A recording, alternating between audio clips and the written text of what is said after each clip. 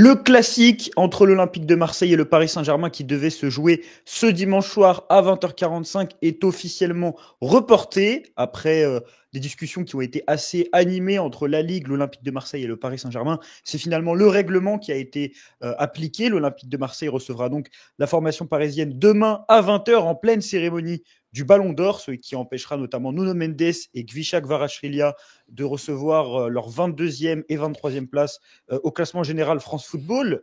Grand drame pour les supporters parisiens. Est-ce que ça change grand-chose pour cette rencontre côté Olympia? On va en discuter justement avec Ludo, Top plus 28. J'espère que tu vas bien, Ludo. Tu devais aller au stade comme à chaque match à domicile. Tu iras certainement demain. On imagine que ça fait quand même un peu chier de devoir jouer le lundi à 20h plutôt que le dimanche à 20h45 comme d'habitude. C'est vrai que c'est un peu particulier comme horaire. Pour le coup, j'aurais pas vraiment d'empêchement, donc moi, je vais pas être le premier impacté, mais je sais qu'il y a pas mal de monde qui viennent de loin, surtout pour ce genre de match. Et moi, je pense surtout aux supporters. Honnêtement, la cérémonie du Ballon d'Or, ça ne m'intéresse vraiment pas du tout. Et en vrai, on s'en fout complètement. Moi, c'est vraiment les supporters qui viennent de loin et certains qui ne pourront pas regarder le match au stade. Moi, c'est pour eux vraiment que j'ai plus de remords que pour les Parisiens qui voulaient voir la cérémonie du Ballon d'Or. Ouais, pour la cérémonie du Ballon d'Or sur l'équipe 21. De toute façon, en plus, c'est ça qui est assez drôle. Moi, ça me fait marrer cette excuse, mais là, justement, sous les yeux, on a l'article du règlement de la LFP qui stipule clairement qu'un match reporté en raison des conditions météorologiques doit être joué le lendemain. Le paradoxe que soulignait et la problématique que soulignait RMC et l'ensemble des médias, c'est qu'il y avait justement cette cérémonie du Ballon d'Or. Moi, ça me fait marrer dans le sens où, encore si tu avais des joueurs parisiens impliqués parmi les nominations les plus importantes, comme je sais pas, le trophée justement de meilleur joueur du monde, Ousmane Dembélé, on sait qui va l'avoir, ou que si ce n'est pas lui, ce sera Lamine Yamal et pas Victor Vitinha. Et même dans tous les cas, si c'est juste une question de superposition des horaires, on va pas me faire croire que le Ballon d'Or il va être décerné à 20h30 quoi.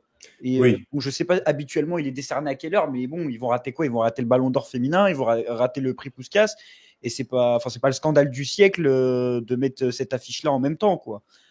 Autant je peux comprendre que ça fasse un peu chier, mais expliquer que ça peut empêcher le report du match, je trouve ça complètement fou. non, mais c'est fou. Et puis surtout, moi, ce que j'ai pas trop aimé, c'est que on a l'impression que tout est fait contre le Paris Saint-Germain avec cette décision, alors qu'encore une fois, tu l'as rappelé, voilà, c'est simplement le règlement qui est appliqué. L'horaire, on va peut-être y revenir, c'était pas forcément dans le règlement, mais le match, si les conditions météo le permettaient, devait se jouer lundi. Donc, ce sera le cas, et je pense que c'est tout à fait normal. C'est juste logique, hein. L'OM réclamait juste l'application du règlement et le règlement a été appliqué. Le PSG voulait jouer donc, ne voulait pas jouer le lundi, bien qu'il ait proposé d'autres horaires, notamment le fait de jouer à 15h ou à 17h. Là, j'ai explosé de rire quand j'ai vu cette information parce que autant ne pas vouloir du report le lundi, je peux comprendre, mais proposer de jouer à 15h ou à 17h, c'est juste du foutage de gueule. On parle du match le plus important de l'année en Ligue 1. On parle d'une des affiches du championnat. Le lundi à 15h, voilà, il y a des gens qui sont au travail, d'autres qui ont des études, des enfants qui sont à l'école, d'autres qui sont certainement astrophysiciens dans leur vie de tous les jours et qui peuvent pas forcément regarder le match. C'est peut-être eux aussi qui étaient derrière ces genres de propositions. Alors, franchement, je trouve qu'on a touché le paroxysme du ridicule avec ce genre de propositions et même avec les demandes du Paris Saint-Germain. Enfin, je sais pas en quoi un Pacho, en quoi un Marquinhos, en quoi un chevalier qui n'était pas là la saison passée va être impacté par le fait qu'il y ait la cérémonie du Ballon d'Or. Quoi. Il y a peut-être la soirée après entre joueurs, mais bon, le match il se finit à 22h, 23h. Bon, bah, ils peuvent prendre l'avion et à 1h du matin, je pense pas que la soirée sera terminée. C'est ça où je trouve ça vraiment ridicule, la mini polémique qu'il y a eu, bien soutenue par certains supporters parisiens. Bien évidemment, on va pas faire de généralité, mais voilà. En tout cas, tu avais indiqué que le règlement n'indiquait pas lui-même qu'il y avait d'heures à respecter. 20h, c'est pas si scandaleux comme horaire, c'est plutôt sympa, quoi. C'est pas 19h, c'est pas 17h, c'est pas 15h. Du côté du PSG, on a un peu été remonté contre cette décision, toujours dans un contexte marqué par des divergences entre l'OM et le PSG. Il y avait eu cet article de l'équipe au sujet de tout ce qui s'était passé par rapport à la gouvernance de la Ligue. On le sent clairement, Ludo, que indépendamment de cet épisode-là, il y a des véritables tensions à l'heure actuelle entre la direction du PSG et la direction de l'OM, chose qui n'a pas toujours été le cas ces dernières années.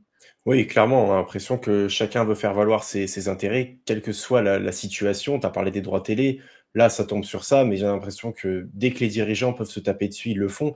Tu as parlé de l'OM et du PSG, mais même à Lille, par exemple, avec un Olivier Létang qui n'hésite pas à prendre la parole pour un petit peu tacler, par exemple, sur le cas Chancel Bemba, il en a profité. Donc, il y a une sorte d'animosité grandissante entre chaque dirigeant qui est assez nouvelle, je suis d'accord, et qui est aussi un petit peu en lien, je pense, avec les politiques de la Ligue, qui concernent aussi Vincent Labrune. Enfin, une sorte d'animosité globale qui est assez difficile à comprendre. Et encore une fois, là, bon, c'est le règlement qui est appliqué. Je pense que l'OM n'a pas intérêt à ce que ce match se joue forcément ce lundi. Ben, en tout cas, c'est le règlement, donc c'est comme ça que ce doit être fait. Et pour moi, c'est tout à fait normal. Et l'animosité est assez étonnante. Ouais. En tout cas, l'OM a invoqué le respect pour les gens qui travaillent, pour les enfants à l'école, mais surtout pour ses supporters dans sa décision d'insister pour le report du match. Et puis, c'était une décision d'autant plus logique à la lumière du calendrier qui attend nos Olympiens et qui attend le Paris Saint-Germain. En fait, littéralement, si on regarde le calendrier des deux équipes jusqu'à la fin de l'année, il n'y avait qu'une semaine où c'était possible. Et est-ce que c'est possible physiquement pour des joueurs de jouer véritablement tous les 3 jours avec des matchs aussi importants, de rajouter un classico pour toute l'organisation logistique qu'il y a, un truc tout con, mais on sait que le Vélodrome n'accueille pas que des matchs de football. Il peut très bien y avoir un match de rugby quelques jours avant ou quelque chose comme ça. En fait, c'était juste logique de décaler cette rencontre le plus rapidement possible, parce que derrière, l'OM joue le vendredi, ensuite il y a la Coupe d'Europe, et puis derrière, c'est des matchs tous les 3 jours. RMC, il a été dit sur RMC très rapidement qu'on souhaitait un report en janvier du côté du PSG à un moment. Là, c'est très drôle parce que du coup, ça voudrait dire que le match du Trophée des Champions se jouerait avant le match de Ligue 1, en pleine Cannes. Franchement, c'est juste n'importe quoi ce à quoi on a assisté. Mais du coup, il faudrait se poser la question de l'impact sportif parce que on a fait la preview hier qu'on a publié du coup en fin d'après-midi. On parlait déjà des nombreux absents côté parisien. Bah, il s'en est rajouté du coup avec un Bradley Barcola qui au moment où on avait tourné n'avait pas pris part à l'entraînement. Bon, on pouvait se dire bon, il est en entraînement individuel, aux soins ou on ne sait quoi. Il est forfait pour le classique. Est-ce que là, ça accentue encore plus, c'est-à-dire ce décalage de la rencontre, la blessure de Bradley Barcola, est-ce que ça change vraiment des choses par rapport à l'approche de ce classique? Parce qu'on voit les supporters parisiens commencer à dire oui, si l'OM gagne pas, c'est très grave. Oui, et même pas que les supporters parisiens. D'ailleurs, il y a beaucoup d'observateurs qui ont l'air de poser ce match-là comme une victoire logique de l'Olympique de Marseille, ou au moins une non-défaite. Maintenant, il faut quand même rappeler que le Paris Saint-Germain, étant la meilleure équipe d'Europe, a toujours quand même sa défense bien armée. Son milieu de terrain, même s'il manque Neves, est quand même de très très grande qualité. Alors oui, il manque des attaquants. Il manque très probablement même leurs meilleurs attaquants. Je pense à Dembélé, Doué, Barcola. C'est vrai que cette absence de Barcola, pour le coup, je pense qu'elle change quand même pas mal de choses parce qu'on en a parlé un petit peu en preview. C'est vrai que les absences, elles étaient intéressantes pour l'OM, mais là, en plus d'avoir un Barcola indisponible, Souvent très bon dans le classique en plus. absolument, souvent très bon. Et puis, pour le coup, j'ai vu la compo probable du Paris Saint-Germain. Si tu as un Mbaye et un Kangin Lee qui sont vraiment titulaires au Vélodrome, Ah là, oui. normalement, voilà, l'OM doit avoir quelque chose à faire, notamment au niveau de Et cette ça, c'est un attaque match qui se parisienne. joue à la Factory, au camp des loges. Ça se joue Bah, pas au Vélodrome. La compo du... Non, mais c'est ça qui est assez fou, c'est que leur défense, bon, encore une fois, on est sur la défense XXL du PSG, hein, Hakimi, Marquinhos, Pacho, Mendes, Chevalier dans les cages. Milieu de terrain, là aussi, on a toujours des top joueurs parce qu'on a du Fabian Ruiz, du Vitinha, du Zahir Emery. Et tu le répétais hier, Zahir Emery contre l'OM, on l'a déjà vu, et même c'est un joueur qui reste un excellent joueur de foot. Mais là, si on regarde l'attaque, Mbaye, Kangin Lee, c'est des joueurs que tu vois normalement pas sur la pelouse dans le classique ou que tu vois entrer à la 60e minute de jeu. Moi, il y a que Vishak Kvaratskhelia au côté gauche qui reste. Voilà, à voir aussi si lui va pas vouloir aller du côté du théâtre du Châtelet pour récupérer sa 20e place, parce qu'apparemment, faut être présent quand on est 20e au Ballon d'Or. À voir aussi si Hakimi. Mais là, par contre, en étant plus sérieux, Hakimi, on peut se poser la question parce que certains parlent de podium pour Hakimi. Bon, moi, j'y crois pas trop, un top 5, pourquoi pas. Je sais pas s'il n'y a pas non plus l'équipe type de la saison, donc est-ce qu'un Hakimi a vraiment besoin de s'y rendre? Par contre, la question se pose véritablement pour quelqu'un comme Luis Enrique, qui va peut-être être auréolé du titre du meilleur entraîneur du monde. Et on sait ce que ça peut représenter pour lui. Moi, je me pose la question, est-ce que Luis Enrique sera du voyage au Vélodrome? Et ça ne m'étonnerait même pas qu'il ne soit pas là. Ouais, je pense que la question peut clairement se poser. On va peut-être avoir des éléments de réponse dans quelques temps parce que ça peut être aussi une cérémonie importante pour lui. On sait que voilà, il est quand même venu relever un challenge assez important en venant au Paris Saint-Germain. Il a plus que réussi, notamment l'année dernière. Donc ça peut être aussi une distinction qui lui tient à cœur. Donc à voir. Après, est-ce que vraiment la présence ou non de Luis Enrique sur le banc Change quelque chose, ouais. changerait vraiment quelque chose pour le Paris Saint-Germain? J'irai pas jusque-là. Après, c'est quelque chose que je peux entendre. Et tu as parlé d'Hakimi aussi. C'est vrai qu'Hakimi, la question pourrait se poser parce qu'en soi, réellement, le podium du Ballon d'Or. On ne sait pas vraiment de qui il sera composé. On parle beaucoup de Dembélé et de Yamal. La troisième position, on ne sait pas exactement. Ça pourrait être un Hakimi, ça pourrait être un Victor Vitinha aussi au milieu C'est de ça. terrain. Donc la question se pose, même si je pense que ces joueurs-là savent quand même qu'ils ne vont pas remporter le trophée suprême. Et vu que Dembélé, lui, est tout simplement forfait pour le match, je pense que... Ouais, même un Désiré Doué qui était aussi dans les nominés. Après, visiblement, ça semble assez important de passer sur le live Twitch d'Aisho Speed et de serrer la main de Cyril Hanouna en after, là, visiblement. C'est d'un ridicule, je comprends pas du tout. Parce qu'en plus, c'est une cérémonie individuelle, c'est pas quelque chose de collectif. Je sais pas, truc tout con, s'ils avaient gagné un trophée mercredi et qu'ils avaient un truc à célébrer lundi, bon, on pourrait dire, ok, c'est collectif, c'est leur club. Mais non, là, c'était juste sur des trophées individuels.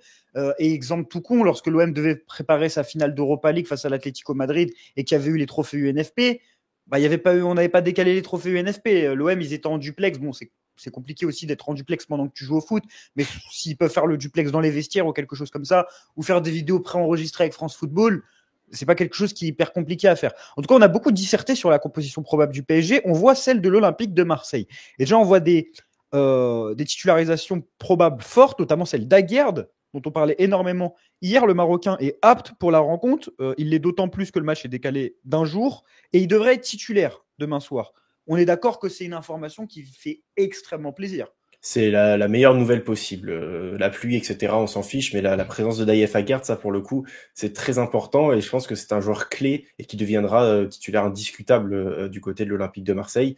Donc très très bonne nouvelle la présence de Naïef Aguerd. On en a parlé hier, c'était quasiment l'un des premiers noms qu'on voulait cocher pour cette rencontre. Ça aurait été un des premiers noms qu'on aurait voulu cocher également pour le Real Madrid. Au final, il n'a pas pu être là, mais en tout cas pour le Paris Saint-Germain, c'est vrai que la présence de Naïef Aguerd dans cette défense va faire énormément de bien à l'Olympique de Marseille, même si on a parlé quand même des absences parisiennes offensives. On voit que c'est Medina qui saute, et toi aussi tu voyais Medina sauter, il me Ouais, semble, et moi je n'y croyais pas. Mais visiblement, du coup, on partirait sur une défense avec Emerson latéral gauche. Compréhensible du coup pour toi le choix de faire sauter Facundo Medina, qui était donc en balance avec Aguerd. Moi je voyais Aguerd en balance avec Balerdi.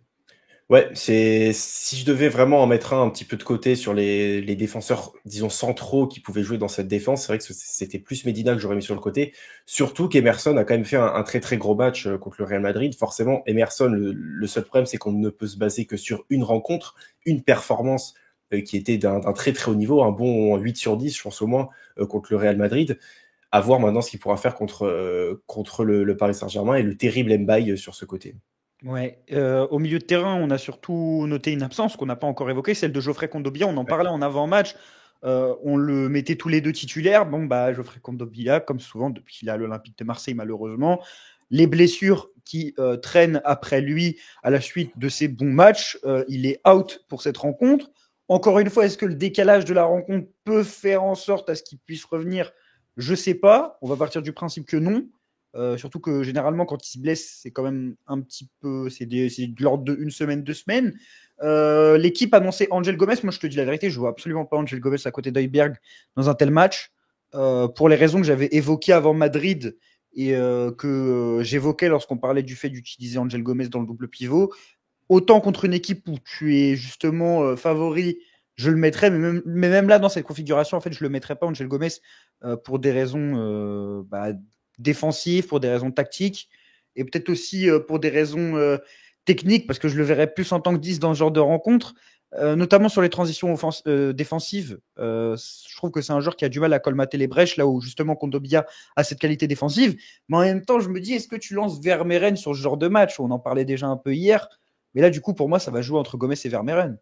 Bah, moi, on en parlait, je n'allais pas forcément lancer Vermeeren parce qu'il y avait la présence de Kondogbia et que je le voyais au milieu de terrain. Maintenant, étant donné que Geoffrey Kondogbia sera forfait et absent pour la réception du Paris Saint-Germain, bah, la présence de Vermeeren me choquerait moins pour le coup au milieu de terrain. J'ai à peu près le même avis sur toi que toi, pardon, sur Angel Gomez. Donc le milieu belge pourrait effectivement prétendre à une place de titulaire aux côtés du Danois Pierre-Emile Højbjerg. Ça pourrait être une option intéressante. Après, forcément, là, je vois le numéro 17 O'Reilly qui est pressenti en tout cas pour être à ce poste-là. On en a parlé un petit peu hier. Moi, je ne vois pas titulaire, je l'aurais pas mis titulaire.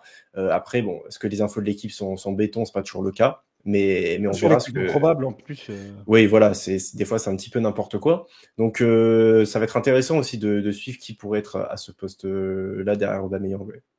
Ouais, juste, il y a une déclat qui vient de tomber, là, je viens de tomber dessus. Timothy Ok. Weah qui dit sur la chaîne de l'Olympique de Marseille: mon rêve le plus fou, gagner la Ligue des Champions avec l'OM. Si Timothy Weah pouvait déjà nous faire gagner un Classico ce lundi en marquant après avoir été décisif à Madrid, je pense qu'il rentrait déjà particulièrement dans nos cœurs. Ah Il a oui. annoncé titulaire, l'international américain.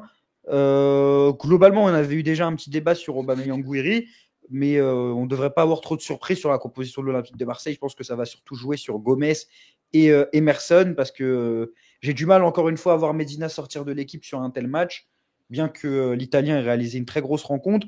Voilà, la question elle est toute simple pour conclure. Est-ce que les ambitions changent avec tous les événements qui viennent de se passer en 24 heures, c'est-à-dire Barcola, le retour d'Aguerd? Est-ce que pour toi, tu te dis, on disait hier la défaite est interdite, est-ce que la victoire commence à devenir obligatoire?